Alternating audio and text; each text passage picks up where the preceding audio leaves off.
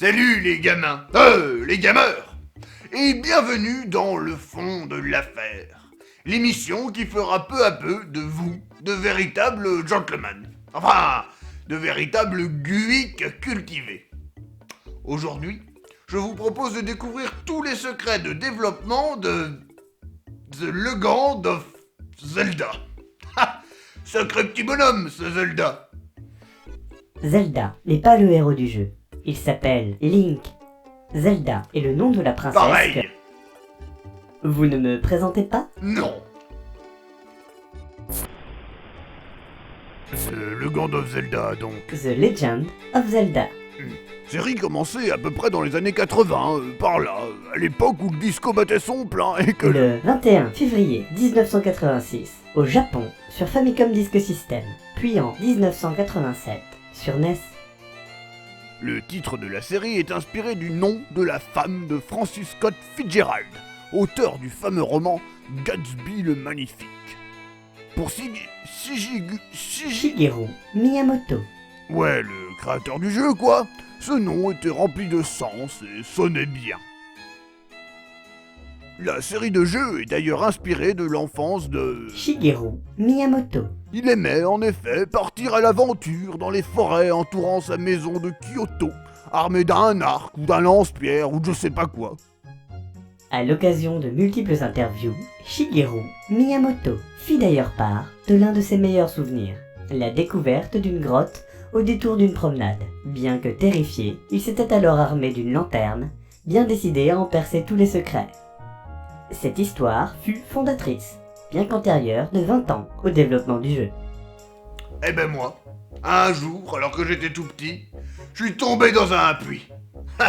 J'ai dû bouffer des cailloux pour survivre. Et c'est seulement après 2 heures que j'ai pu me sortir de là-dedans.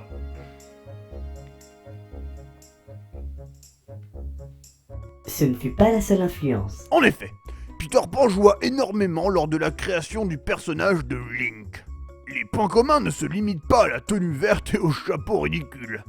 Le fait que Peter Pan joue de la flûte, qu'il soit accompagné d'une fée, qu'il combatte son ombre et que son peuple d'adoption, les enfants perdus, ne vieillissent jamais. Comme les Kokiri. Ouais, tout ça, et aussi le fait qu'ils sont tous les deux habillés comme des gros... À l'origine, le jeu devait s'intituler Adventure.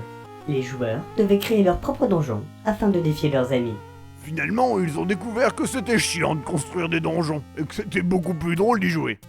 Ouais, enfin, de toute façon, moi, ça m'en touche une sans faire bouger l'autre. Au tout début de son développement, The Legend of Zelda était censé se passer à la fois dans un passé aux accents médiéval fantastiques et dans un futur teinté de science-fiction. La Triforce se trouvait être une puce électronique permettant de voyager dans le temps. Et le héros de la série, qui se devait de faire le lien entre les époques, fut ainsi baptisé Link. Lien en anglais. Le jeu fut développé en même temps que Super Mario Bros. Et par la même équipe, d'où la présence de certains détails communs, comme la flûte de téléportation, plus tard utilisée dans Super Mario Bros. 3. The Legend of Zelda a d'ailleurs été développé pour être l'opposé de Super Mario Bros. Mario étant en vue de côté, porté sur l'adresse et le score. Pour Zelda, on opta pour la vue de dessus, le tout plus porté sur la réflexion et le scénario. Zelda et Mario se sont recroisés lors du développement d'Ocarina of Time, qui était censé, pour cause de limitations techniques, être construit comme Mario 64, autour d'un château, celui de Ganondorf, dans lequel le joueur parcourait les niveaux au moyen de tableaux. Le combat contre le fantôme de Ganondorf est un vestige de ce concept initial. Cet opus a d'ailleurs failli se présenter en vue subjective, avant que l'idée ne soit limitée au seul tir à l'arc.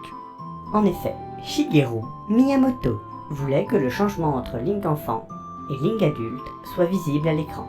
Il trouvait de plus que les joueurs se devaient de voir Link, car, je cite, il est tellement cool à voir. Au départ, Link to the Past devait être basé autour d'une équipe de héros aux pouvoirs complémentaires. L'équipe était constituée d'un elfe guerrier, d'un mage et d'une demoiselle. Ah mais tu parles d'une équipe. Un guerrier au juste au corps moulant, un vieux croulant qui balance des étincelles et une gonzesse. Cette gonzesse comme vous dites, était supposée être une fée. Eh ben ouais, la fée du logis. Ouais, enfin, elle arrête pas de me couper, et ça commence vraiment à me faire chier. Et oui, eh bien, c'est fini. Alors, restez branchés et continuez de surfer sur les internets. C'est bon? Fini? Ok. Je peux te dire qu'elle va pas faire long feu, cette petite...